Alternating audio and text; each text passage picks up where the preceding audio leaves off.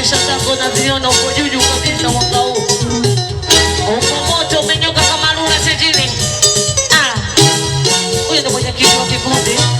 Ulipodi uko.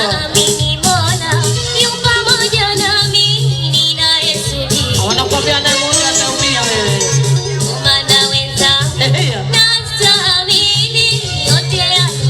Watoiga utaumia pande zako unapambana kweli kweli. Wanakuambia mwanamke ukiweza nawezeshwa wewe.